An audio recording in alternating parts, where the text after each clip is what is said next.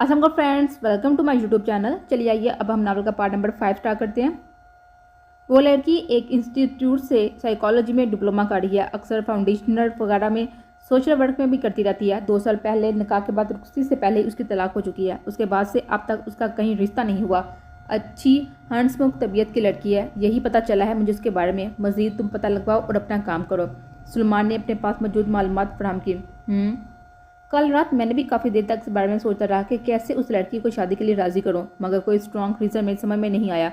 Janfar ने चाय का घूंट लेकर कांपते हुए पटकते हुए कहा, सोचना क्या है, बस जाकर कह दो कि तुम्हें पहली नज़र में उससे मोहब्बत हो गई है। वैसे भी लड़कियां तो बहुत ही आसानी से ये प्यार मोहब्बत की बातों में आ जाती हैं।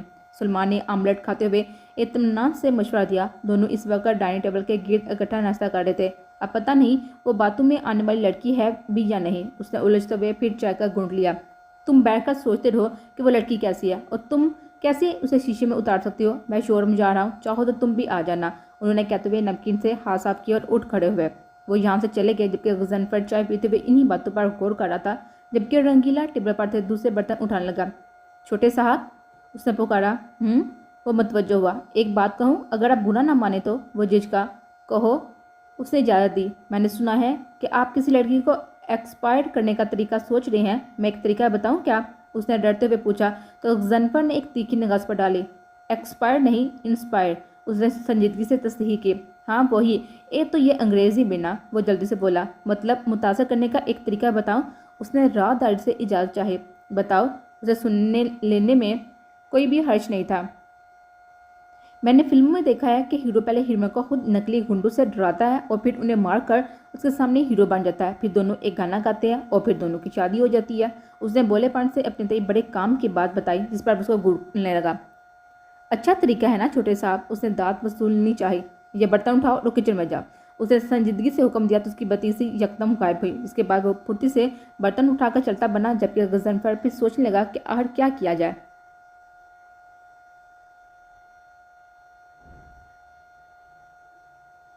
बच्चों की नफ्सियाती ज़रूरियात में से एक मोहब्बत है। लाजम है कि वालिदैन की जन्म से इस ज़रूरत को पूरा किया जाए। वालिदैन अगर बच्चों से मोहब्बत नहीं करेंगे तो उसके नतीजे में बच्चों में महरूमी पैदा होगी और महरूमी से बच्चों के लिए बहुत से नफ्सियाती रोग और बिगाड़ जन्म लेंगे। वालिदैन जब अपने बच्चों से बगलगिर होते हैं तो उससे बच्चों को नफ्सियाती सुकून और कल्बी करार मिलता है। लिहाजा माँ बाप को भी अपनी औलाद से बगलगिर होने में कंजूसी से काम लेना चाहिए।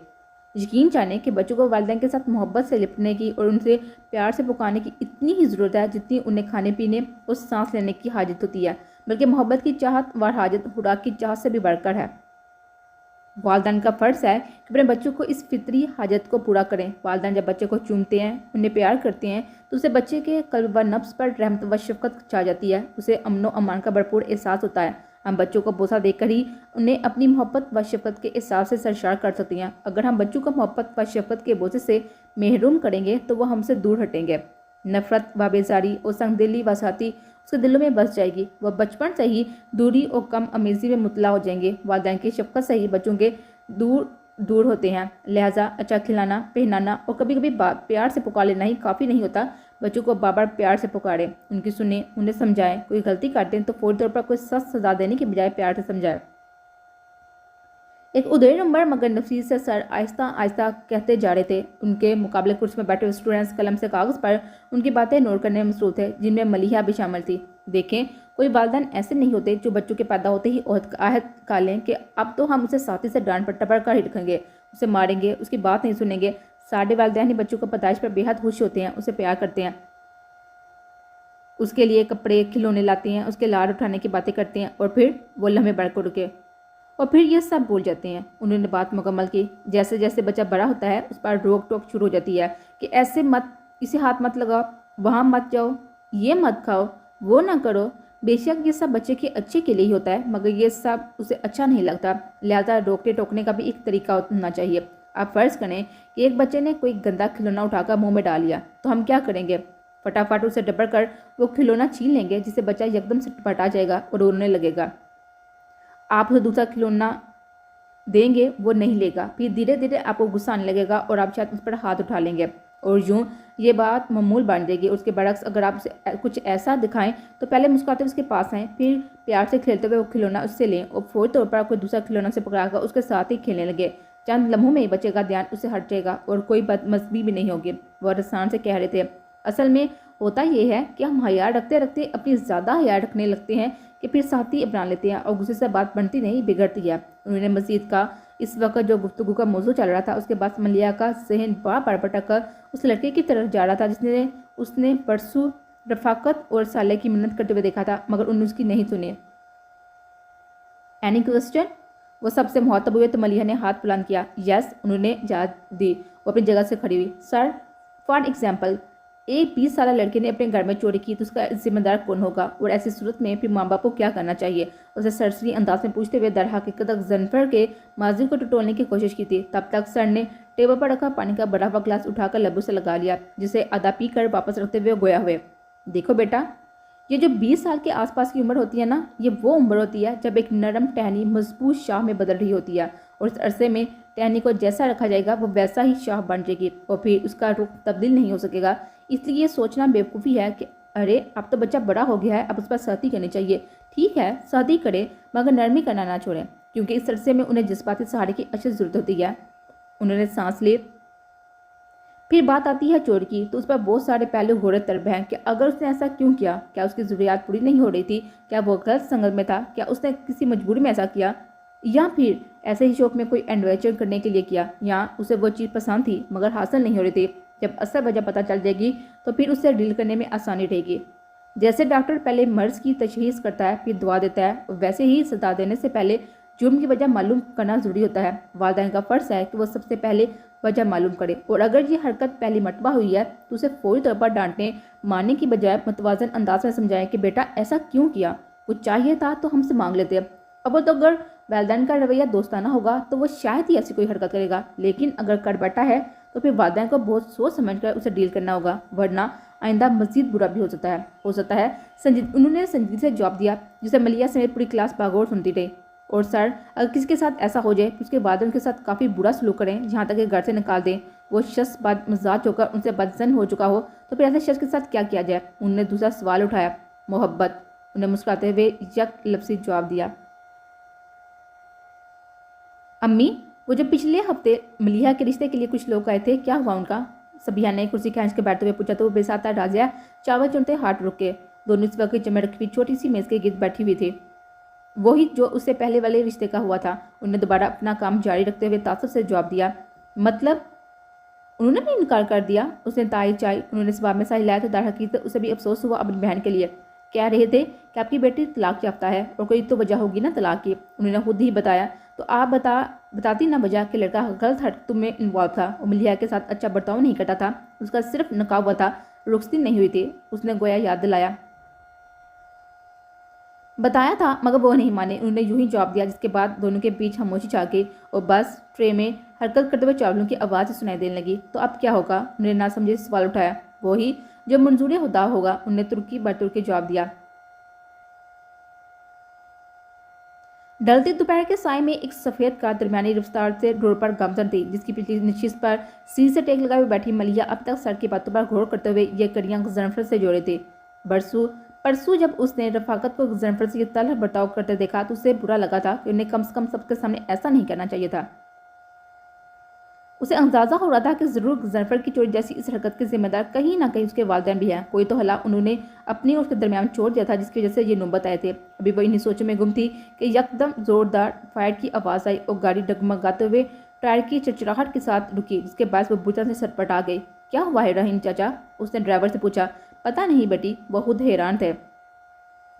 तभी एक बाइक आकर उनके करीब रुकी। इस पर 2 नकाबपोश आदमी सवार थे। वो दोनों बाइक से उतरे, उन दोनों को गाड़ी से बाहर निकाल लिया। क्या कर रहे हो? छोड़ो मुझे, मलिया ने मज़ाहमत की, मगर रोड सुनसान होने की वजह से वो लोग घबराए नहीं, बल्कि जोर ज़बरदस्ती जारी रखे। पैसे और मोबाइल निकालो फटाफट। एक आदमी ने मलिया पर गन तानी, जाके दूसरा रहीम चाचा को निशाने पर लिए खड़ा था। कुछ कहा है मैंने? वो जोर से दौड़ा। क्यों दो? मैं नहीं दे रही। वो थोड़ा संभल कर दो बदर हुई तो वो उससे लग उठा। अभी बताता हूँ, उसने कहते हुए गन का पिछला हिस्सा मलिया के माथे पर मारा, जिससे वो ज़मीन पर जा गिरी और गन लगने की वजह से सर से थोड़ा सा खून निकलने लगा। छोड़ बच्ची को, तुम्हें खुदा का वास्ता है, रहीम चाचा ने मिन्नत की। मुंह बंद करके खड़ा रहे बूढ़े। दूसरे आदमी ने उन्हें डपटा। वो पहला शख्स अब खुद पिछली नशीस पर झुककर मलिहा का पर्स तलाशने लगा था, जो कि उसे सामने ही पड़ा हुआ मिल गया। जैसे ही वो पर्स लेकर पीछे हटा तो एक दूसरी कार उनके नज़दीक आकर रुकी और कार सवार को उतरता देखकर दोनों ने गन काट उसकी जन्म कर लिया, जो कि गुजनफर था, जिसे देखकर रोड पर गिर भी मलिहा भी हैरान हुई।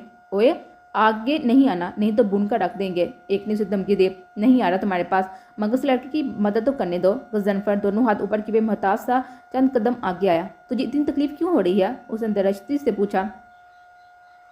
लगता है इसकी मशूका है ये उस्ताद, पीछे वाले आदमी ने मजाक उड़ाया, जिस पर मलिहा को बेहद गुस्सा आया। कहता तो ठीक है तो। उसने भी हंसते हुए जरा सी गर्दन मोड़कर उसकी अपने साथ की जानब देखा और एन इसी लम्हे गुजनफर में बड़ी गिरफ्तारी दिखाते हुए उसके हाथ पर वार किया और गन उसे छीन ली।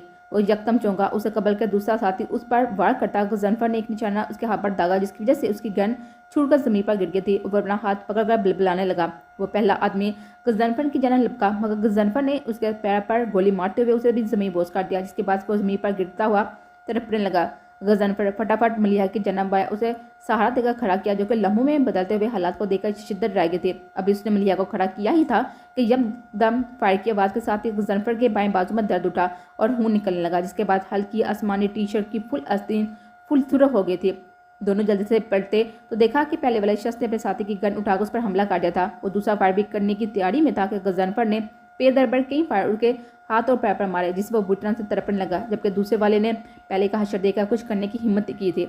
आप मेरी गाड़ी में बैठे जल्दी, गुजनफर ने एक हाथ से अपना जख्मी बाजू थमते हुए कहा। और आपकी चोट? वो मुतफिक्र हुई थी। मुझे छोड़ें, आप बैठे फटाफट। अंकल, आप गाड़ी स्टार्ट कीजिएगा। उसने दोनों को एक साथ हदायत दी, जिस पर उन्हें अमल करना पड़ा। गुजनफर ने इन लोगों की गाड़ी ला की जमीन पर पड़ा हुआ मलिहा का पर्स उठाया और खुद भी जल्दी से आकर फ्रंट सीट पर बैठ गया, जिसके बाद रहीम चाचा ने गाड़ी आगे बढ़ा दी, जबकि वो दोनों डाकू यूं ही जमीन पर पड़े हुए तड़पते रहे थे, क्योंकि मलिहा की गाड़ी का टायर इन लड़कों की फायरिंग से ब्लास्ट हो गया था, इसलिए अब वो सफर के काबिल नहीं रहे थे। हेलो पुलिस स्टेशन, गुजनफर ने कान मिलाकर मोबाइल कान से लगाया।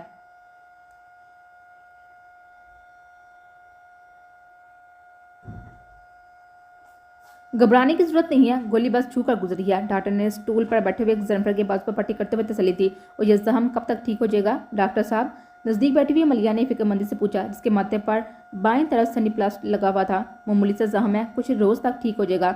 उनने पीछे हटते हुए जवाब दिया। अपनी टेबल की जाने बढ़े तो ये दोनों भी वहीं आ गए। और ये मैंने कुछ दवाइयाँ लिखती हैं, उन्हें दिन में एक बार ले लीजिएगा, इंशाल्लाह जख्म जल्द बढ़ जाएगा। उन्होंने एक पर्ची पर कुछ लिख कर गुजनफर की जाने बढ़ाया। इसकी ज़रूरत नहीं है, मैं ऐसे ही ठीक हूँ। गुजनफर ने संजीदगी से इनकार किया। आपकी फ़ीस? उसके कुछ कहने से कबल ही उसने अगला सवाल किया। बाहर काउंटर पर दे दीजिए। उन्हें बताया तो वो स्पा में सर हिलाकर बाहर निकल गया, जबकि डॉक्टर साहब हक्का बक्का उसे जाता हुआ देखते रहे। और यही कैफियत मलिहा की भी थी। लाएं, ये मुझे दे दें। थोड़ा संभल कर मलिहा ने उनसे प्रिस्क्रिप्शन ली और शुक्रिया अदा करते हुए बाहर आ गए। गुजनफर काउंटर पर फीस अदा करने के बाद अब बाहर की जन्म जा रहा था, तभी वो भी फौरी तौर पर उसके पीछे लगी। सुने मिस्टर, वो पुकारती हुई उसके पीछे आए तो वो रुक गया। ये दवाई तो ले लीजिए, वरना जख्म ठीक कैसे होगा? उसने पर्ची की जानब इशारा किया। इससे भी ज़्यादा गहरा जख्म मैं अपने सीने पर लिए घूम रहा हूँ। मैं इन मामूली जख्मों से कुछ नहीं होगा मुझे, वो तलही से बोला। मामूली नजर आने वाली शानदार हकीकत ज़्यादा खतरनाक होती है। उसने भी तुर्की बाद तुर्की फलसफा दिया। वो खामोश हो गया। खैर छोड़ें ये सब। आपने पहचाना मुझे? मैं मलिहा हूँ, आपकी कज़न उज़ैर की साली। परसों मुलाकात हुई थी ना घर पर आपसे। उसने खुद ही मौजूद बदलते हुए याद दिलाया तो वो कुछ देर उसे गौर से देखता रहा। ओह हाँ, याद आया, आप भी तो वहाँ पर मौजूद थी ना, तब जब मेरे बाप ने मुझे सबके सामने जलील किया था। वो तलब मुस्कुराहट के साथ बोला तो मलिहा की मुस्कुराहट यकदम सिमट कर गायब हुई। नहीं, मेरा वो मतलब नहीं था। उसने शर्मिंदा होकर जल्दी से वजाहत की। आपका मतलब कुछ भी हो, बात तो वही रहेगी ना। है, चले आपको आपके घर ड्रॉप कर दूँ, उसने कहते हुए बात बदली। नहीं थैंक्स, मैं कैब से चली जाऊँगी, उसने इनकार किया। अब जब नेकी काल ही ली है मैंने, तो उसे सही तरीके से करने दे। चले मैं ड्रॉप कर देता हूँ आपको, उसने मुतवाज़िन अंदाज में स्टार्ट किया तो वो मज़ीद इनकार नहीं कर पाई।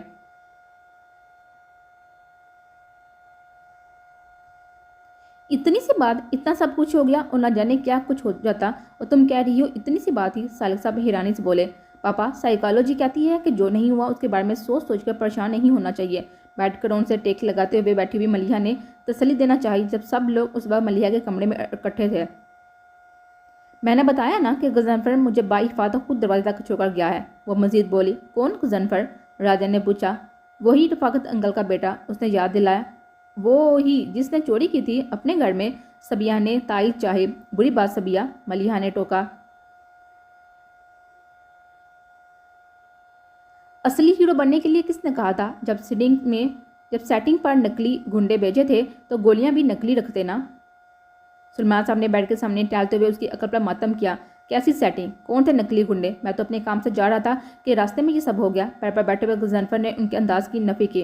क्या वो तुम्हारी प्लानिंग नहीं थी? वो हैरान होते हुए एक जवाब रुके। नहीं ना, मैं तो अभी तक सोच ही रहा था कि उस तक कैसे पहुंचूं और ये सब हो गया, मगर मैंने मौके का फायदा उठाते हुए कोशिश पूरी की है उसकी हमदर्दी हासिल करने की। अब देखिए आगे क्या होता है। उसने बताते हुए आहट में कांधे उचकाए तो वो भी हैरान होते हुए सोच में पड़ गए।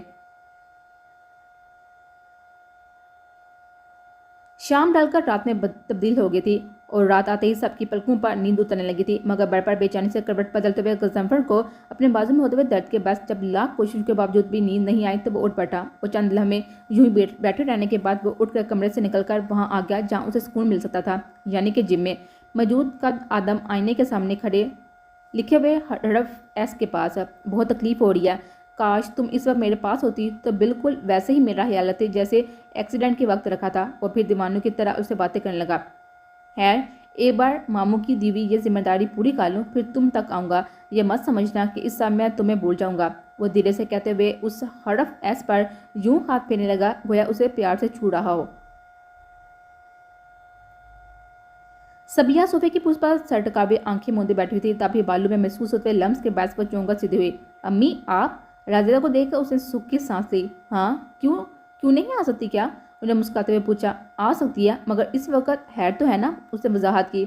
हाँ मलिहा को देखने आई थी कि सो गई है, सर में दर्द तो नहीं हो रहा चोट की वजह से, वो तो सुकून से सो रही है, मगर तुम क्या लैपटॉप लिए सो गए? ठीक से बिस्तर पर सो, उन्हें नरमी से कहा तो उसने भी बेसाता मलिहा की जन्म देखा जो बेड पर सुकून से सो रहे थे। जी बस वो काम करते करते आंख लगे, उसने सीधे होते हुए कहा। वो लैपटॉप ऑफ करने लगे। चलो आराम से सो जाओ शबाबा है, उन्हें उसके सर पर हाथ धरते हुए कहा और फिर कमरे से बाहर चले गए। उसने भी लैपटॉप बंद करके अपनी जगह पर रखा, अपने गले में मौजूद एस वाला लाकर उतारकर ड्रेसिंग टेबल पर रखा और फिर आकर मलिहा के बराबर में कम्बल ओढ़कर सोने के लिए लेट गई।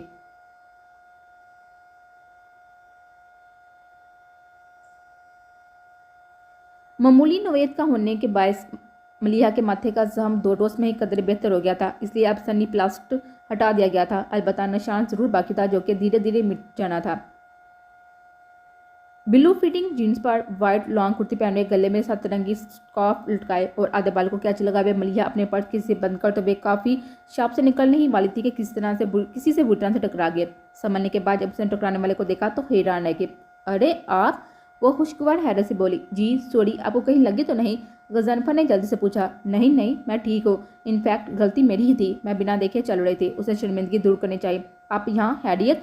उसने यूं ही पूछ लिया। हाँ वो अपनी एक दोस्त से मिलने आई थी। और आप? उसने बताते हुए पूछा। मैं भी काम के सिलसिले में किससे मिलने आया था, मगर अभी फोन पर पता चला कि वो नहीं आ रहा, लेकिन मुझे कॉफ़ी की तलब हो रही थी तो सोचा आप पी लो। उसने खुद ही वजाहत की।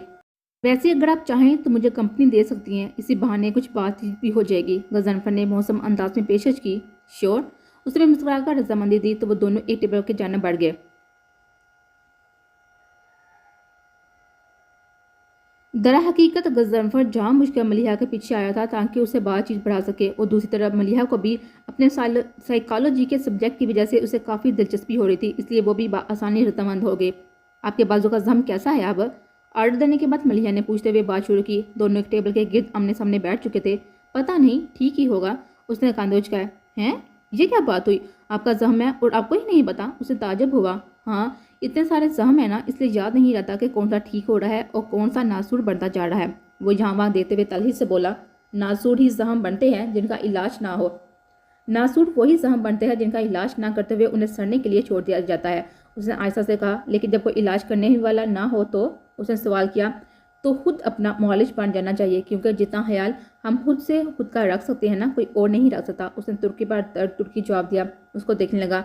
आपने वो कहावत सुनी है ना, जिस तन नू लगती है वो तन जाने? और गजनफर ने उसकी बात की मुनासिब से कोई जवाब देने की बजाय उल्टी तायद चाहे। जी उसका मतलब है जिस पर गुजरती है वही जानता है, उसने तायद करते हुए मजीद टुकड़ा लगाया। बस वही हाल मेरा भी है जो आप नहीं समझेंगे। वो नजरें झुकाए टेबल पर उंगली फेरने लगा और वो बागौर उसको देखने लगी। ग्रे जींस पर ब्लैक टी शर्ट पहने हुए, सिलिके से बने हुए बालू और शेप के संग खड़े हुए नैन नक्श वाला ये संजीदा सा इंसान उसे अंदर से बहुत ही उदास लगा। उसे कबल के वह कुछ कहती वेटर उनका ऑर्डर ले आया और दोनों के कप उनके सामने टेबल पर रखकर अदब से वापस चला गया। आप ठीक कह रहे हैं कि मैं नहीं समझ सकती, मगर आप तो समझ सकते हैं ना। सॉरी टू से, मगर आपके घर वालों की ज़बानी हमें आपके बारे में पता चला, जिसे सुनकर अफसोस हुआ, लेकिन जो गुजर गया उसे दिल से लगाए रखना भला कहाँ की अक्लमंदी है। आप सब कुछ बुलाकर एक नई जिंदगी क्यों नहीं शुरू करते? उसे तहम्मुल से समझाना चाहा। कैसे और किसके साथ शुरू करूँ नई जिंदगी? सब तो मेरा माजी सुनते ही पीछे हट जाते हैं। उसने यकदम सर उठाकर तलीस से कहा, आप सब लोग एक जैसे नहीं होते। उसने कायल करना चाहा। अच्छा, अगर ऐसी बात है तो क्या आप करेंगे मुझसे शादी? भेजूं मैं अपना रिश्ता आपके घर? उसने बहरहाल उसकी आंखों में देखते हुए अचानक ही सवाल किया। क्या? वो बुरी तरह से छटपटा गई। उसे बिल्कुल भी तवक्को नहीं थी कि दूसरी मुलाकात में ही वो ऐसी कोई बात कर देगा। क्या हुआ? बस उस पर बात आते ही घबरा गई। उसने तली से मुस्कुराते हुए तरस मारा। नहीं, ऐसी बात नहीं है, उसने संभल कर कहा। दर हकीकत उसकी समझ में नहीं आ रहा था कि अभी क्या रंदे बंदे। ऐसी बात नहीं है। आप जैसे लोग होते हैं जो पहले हम जैसे लोगों के साथ नरमी करते हैं, अपने होने का एहसास दिलाते हैं, बड़ी बड़ी बातें करते हैं और फिर अचानक पीछे हट जाते हैं। उसने इस कदर तलही से कहा कि वो चंद लम्हों के लिए वाकई खुद को मुजरिम महसूस करते हुए लाजवाब हो गई। ये 1 महीना भी पलक झपकते ही गुजर जाएगा बेगम, इसलिए कह रहा हूँ कि जितनी जल्दी ज़्यादा से ज़्यादा काम निपटाया जाए उतना ही बेहतर है। सोफा पर बैठे हुए सालिक साहब ने किसी फाइल का मुताला करते हुए कहा, कर तो रहे हैं, अब शादी वाले घर में हज़ारों काम निकलते ही हैं। राजा ने तयशुदा कपड़े अलमारी में रखते हुए जवाब दिया। दिल्ली मुराद थी मेरी कि दोनों बहनें एक साथ अपने घर की हो जाएं, लेकिन ऐसा हुआ नहीं। वो अलमारी बंद करते हुए अफसोस से बोले, अरे बेफिक्र रहें, इंशाल्लाह हमारी मलिया के हक में भी बहुत ही अच्छा होगा। उन्हें पूरी यकीन अंदाज में तसल्ली दे। आमीन, वो दिल से बोले।